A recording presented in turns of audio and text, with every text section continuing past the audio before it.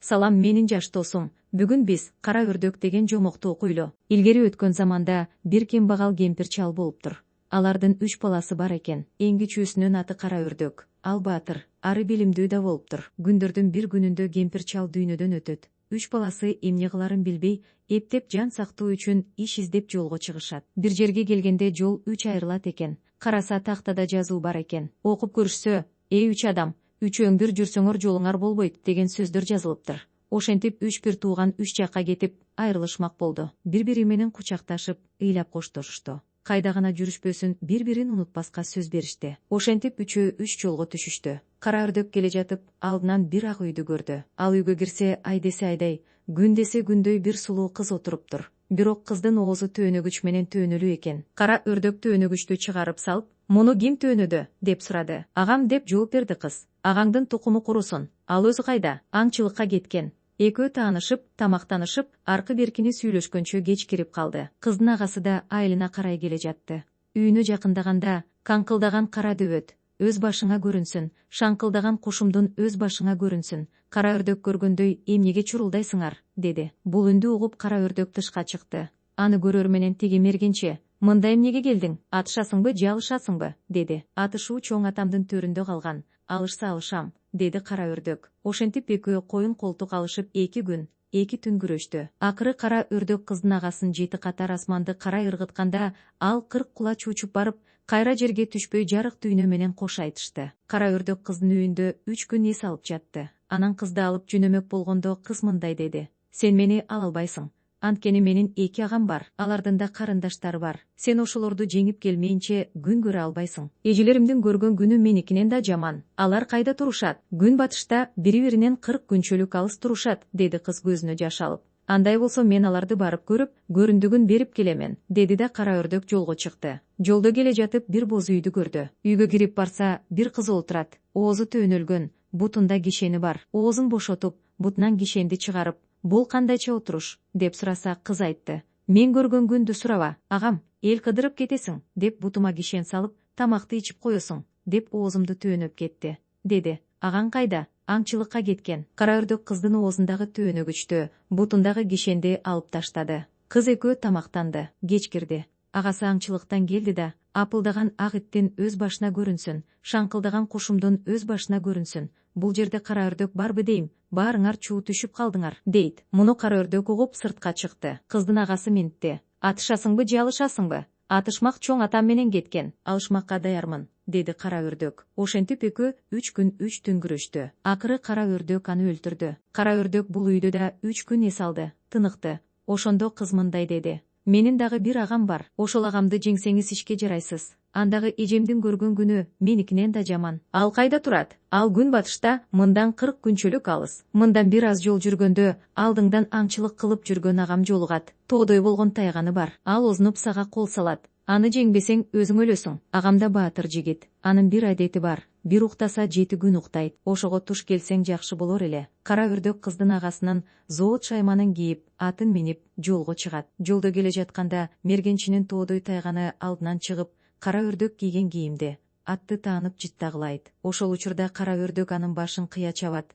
Үйгө жетип барса, кыздын агасы уктап жаткан болот. Карындашынын оозун төөнөп, бутун кишендеп, колун байлап, керегеге таңып коюптур. Кара өрдөк кызды бошотуп, жай сураса, иштин жайы мурда жолуккан кыздардыкында экен. Кыздын агасынын уктаганына бир күн өтүп, 2-чи күн болуптур. "Өлтүрсөң, эми өлтүр", деди кыз. Бирок уктап жаткан адамды өлтүрүү эрдикке жатпайт, деп макул болгон жок кара өрдөк. "Анткени өз күчүн да, өлгөн баатырдын да күчүн сынабай адам арманда калат", деди. Айтканынан кайтпай көшөрүп, кыздын тилин албай тигинин ойгонушун күтүп, үйдө жата берди. Ошондо кыз кара өрдөккө мына бул сөздү эскертти: "Менин агам найзалашканга чоркок. Ушул эсиңде болсун. Күнү бүтүп, баатыр ойгонсо, үйүндө бирөө отурат. Тайганы жок". Ошол кезде туурда отурган куш шаңшып жиберди. Шаңкылдап шаңшыган кушум: "Өз башыңа көрүнсүн. Мынабу жаткан кара өрдөк эмеспи?" деп ордунан ыргып турду. "Ооба, кара өрдөк менмин", деди. "Атышасыңбы, же алышасыңбы?" деди тигил. "Атышмак чоң атамдын төрүндө калган. Алышмак да аны менен кетиптир. Найзалашууга даярмын", деди. Экөө найзалашып кирди. Жарым күн өткөндө кара өрдөк баатырды сайып өлтүрдү. 3 ак өргөнү бир жерге тиктирип, кичи кызга үйлөнүп, өлгөн мырзанын мал мүлкүнө ээ болот. Андан бери арадан 1-2 жыл өтөт. Кара Үрдөк элине көчүп келе жатканда кыздарга кайрылып муну баяндайт: силер ушул жол менен жүрө бергиле, мен тиги жол менен жүрөйүн. Эгер алдыңардан аш-жылаңач адам жолукса, таштабай ала кеткиле. Ошентип кете берет. Келе жатса Кара Үрдөктүн алдына өздөрү ыргайдай, биттери торгойдон, үстү башы жыртык эки агасы жолдо тура албай жатканын көрөт. Бир туугандарын көргөндө Кара Үрдөк жанын коерго жер таппайт. Бир аз тамак берип коюп, көчтүн артынан чабат. 3 үйдү кайра тектирип, оокат жасатат. Агаларын атка мингизип ошол үйгө алып келет. Эки агасынын ар бирин 40 бээнин сүтү менен жуундурат. Анан улуусуна улуу кызды, ортончу агасына ортончу кызды алып берет. Улуу агасына жылкы менен төө, ортончу агасына уй менен эчки, өзү кой түлүгүн алат да элине кетет. Эми агалары Кара Үрдөккө арамдык ойлой башташты. Өзү сулуу кызды алып, бизге начарраактарын берди дешип, инисин өлтүрмөк болушат. Бирок аны жөн эле өлтүрө албасына көздөрү жетип, айла амал ойлошот. Муну үйдөгү аялдар билбейт. Бир күндөрү түн ортосунда Кара Үрдөктүн үйүнө келишет да, эшикти сыртынан чоң чалгы байлап коюшуп, өздөрү короо жакка барып, чуу салып кыйкырышат. Уйкуда жаткан баатыр койго карышкыр тийген экен деп, чуркап эшикке чыгып, чалгыга тизесин кестирип алат. Агалары муну көрүп алып, үйлөрүнө кайтышат. Кара Үрдөктүн аялы чалгыны эшиктен чечип алып таштайт. Кийиз күйгүзүп басып байлайт. Анан оргаздырып, курал жарагын кийизге ороп, оокка таш коюп, алдына курумшу кийиз салып, Кара Үрдөктү ошого отургузат. Алдында эмне бар экенин Кара Үрдөк билбейт. Ошентип таң атып, күн чыгат. Агалары келет да инисинин зарлаганына, келиндин ыйлаганына карабай үйдү жыктырып, тоноп кетишет. Иниси журтта калат. Ошентип ичи ачышып, ыйлап отурган Кара Үрдөктүн бутунун алдына салынган кийиз жабышып калыптыр. Ушундан улам ордунан козголуп, кийиздин алдын сыйпаласа, колуна ороого салынган жарак жабдык, бышкан эт, кант чай, май урунат. Кара Үрдөк аялынын акылдуулугуна ыраазы болот. Ошентип өлбөстүн күнүн көрүп отурганда, Кара Үрдөктүн жанына Дубакөй кембагал бир адам келет. Экөө дос болуп, сыр айтышат. Келген адам айтат: менин жоодон качканда артыма туман салып кете турган өнөрүм бар, дейт. Таң атат. Экөө атып алган кийиктин этин жеп, сейилдеп жүрүп, эки бутуна казандай болгон эки ташты байлап алган бир адамга жолугуп калышты. Ал жел таман экен. Жел таман тигилер менен дос болот. Ал таштарын чечип салып, Кара Үрдөктү жолуна көтөрүп алат. Алар каз өрдөк атып жеп, көңүл ачып жүрүштү. Үчөө тойго барышат. Бирин-бири көтөрүп алган эмелерди бөлөк үйгө киргизип, табак тартышат. Үчөө ойлонуп калышат. Биз оокат табабыз, бирок аны бизге бышырып бере турган бирөө керек эмеспи? Ошондуктан бул тойдон бир кызды алып кетели дешет. Ошентет да ыңгайын келтирип туруп, Саркыт деген кызды уурдап качышат. Куугун кубалайт, бирок жел таман аларды кулак угуп, көз көрбөгөн жакка алып кетет. Артта калган баягы кембагал куугунчулар жетишээрине жакын калганда, өзү айткан амалын колдонот. Үф деп жиберсе, алды ачык, арты туман болуп, көрүнбөй калат. Ал куугундан да кутулат. Ошентип үчөө суусу мол, абасы салкын жерге келип туруп калышат. Күндөрдүн биринде Кара Үрдөк аңчылыктан келе жатса, бир мышык жолугуп калат. Саркытка эрмек болсун деп ала келди. Кийиктеп кеткенде Саркытка кант менен нан берип кетип жүрдү. Аны Саркыт менен мышык бөлүп жешет. Бир күнү кант менен боорсок таштап, мышыкты чакырса келбей койду. Саркыт өзү жеп алды. Ошондо мышык келип: эжеке, эмнеге чакырдың? Деп сураса, Саркыт ментти: жана үй ичин жыйнап жүрүп, нан менен кант таап алып, сени чакырсам келбей койдуң. Анан өзүм жеп алдым. Мышык буга капа болуп, анда мен отту өчүрөм деди да, куйругун сууга салып алып, отко чачып жиберди. От өчүп калгандан кийин Саркыт чакмак сурамак болуп, агаларын издеп келе жатып, алда кайдан жылтылдаган бир отту көрдү. Ошондон от алууга барса, ал 7 баштуу жел могуздун көзү экен.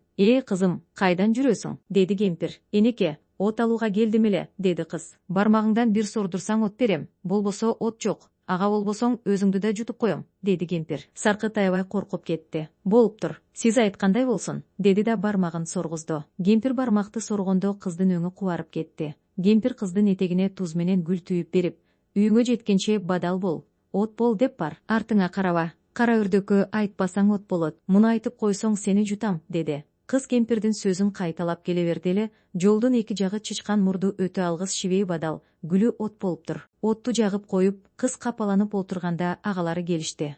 Үйдүн алдындагы жол бадал болуп, Саркыттын кубарганын көрүп, агалары сурашты эле, кыз кемпирден коркуп айткан жок. Агалары аң уулап кеткенде жел могуз кемпир келип, жел таманы астында, зоот чырагы үстүндө, алмаз кылыч колунда: үйдө Кара Үрдөк барбы, жокпу? Деп кыйкырды. Жел таманы астында жок, зоот чырагы үстүндө жок, алмаз кылыч колунда жок, Кара Үрдөк үйдө жок, деди кыз. Жел могуз күндө келип кыздын колун соруп кетип жүрдү. 3-4 күндөн кийин Саркыт кыздын сөөгү эле калды. Айласы кетип, болгон окуяны агаларына айтышка аргасыз болду. Муну уккандан кийин агалары эшиктен очокко чейин ургазып, үстүнө чий салып кийиз менен жаап койду. Кызга желмогуз кемпир келгенде төмөнкү сөздөрдү айтууну үйрөттү. Жел таманы астында жок, зоот жарагы үстүндө жок, алмаз кылычы колунда жок, кара өрдөк үйдө жок, келсең кел, келбесең өзүң бил, желмогуз. Ошентип алар көрүнбөй жашынып, кемпирдин келишин күтүштү. Бир кезде кемпир келип баягы сөздөрүн айтты. Ошондо Саркыт да жооп берип, аягында келсең кел, келбесең кете бер, деди. Кемпирдин ачуусу келип кызды качырды эле орго түшүп кетти. Анда отурган жигиттер жетип келип, анын башын ары өтүп бир чаап, бери өтүп бир чаап түшүрүп жатышты. Бир башы калганда желмогуз кемпир, мени өлтүрбө, эмне кааласаң, ошону таап берейин, деди. Ошондо жигиттер мунун өнөр сыйкырын көрмөк болуп айтышты. Көзү жокко көз сал, буту жокту бутту кыл, жел таманды жай жүрө турган кыл, Саркыт кызды сулуу кыл. Баары силер айткандай болот, бирок жанымды калтыргыла, деди кемпир. Ошентип кемпир Саркытты жутуп жиберди. Кус дегенде кусуп жиберди эле, ал айдай сулуу кыз болду. Сокурду жутуп кайра кусту эле, көздүү болду. Эми жел таманды жутат. Муну куспай жатып аран кусту. Ошондо кара өрдөк айтты. Мени куспай коюшу да мүмкүн. Эгер ошентсе, кемпирдин сөөгүн бирден чагып, мени таап алгыла. Ушундан кийин кемпир кара өрдөктү жутту. Жолдоштору кус деп бир нече жолу айтышса да куспай койду. Ачуулары келген жигиттер кемпирдин башын кесип, багалчагын чакса, кара өрдөк саадактын огун жонуп, малдаш уруп отурган экен. Жоголгон досун тапканына жолдоштору аябай кубанышты. Мындан кийин желмогуз кемпирди өлтүрүп, казна мүлкүн тең бөлүп алышып, Саркытты ата-энесине жеткиришти. Алар аябай кубанышты. Саркытты көзү азиз болгон жигитине кошту. Жигит акылдуу экен. Ошол элди бийлеп калды. Кара өрдөк ошол элден үй алып, ат минип, жолдоштору менен коштошту да, жел таман болгон жигитти кошуп алып, сүйгөн жарын издеп жөнөдү. Жерден жер, айылдан айыл кыдырды. Күндөрдүн биринде катар тигилген 3 ак өргөнү көрдү. Келсе өз үйлөрү экен. Кудай конокпуз деген кара өрдөктү агалары тааныбай калыптыр. Өзүнүн гана келинчеги тааныды, бирок башкаларга билдирген жок. Меймандарды сыйлап жатып, аларды өздөрүнүн баатырлыктарын сөз арасына кыстарышты. Андай болсо сыртка чыгып, асманга саада каталы. Баатырлар макул болуп саада катышты. Бардыгы бир мезгилде асманга саада катышты эле, эки агасынын өз октору кайрадан келип өздөрүнө, анын үстүнө кара өрдөк менен жел тамандын огу да тигилерге тийип, кара ниеттер каза табышты. 3 кыздын кенжеси сүйгөнү менен ыйлап көрүштү. Жел таман кыздардын ортончусуна үйлөндү. Улуу кызы өз сүйгөнүн таптыр. Кара өрдөк ошол элге ырайымдуу, жоомарт падыша болуптур. Бажасы жел таманды өзүнө убазир кылып алыптыр.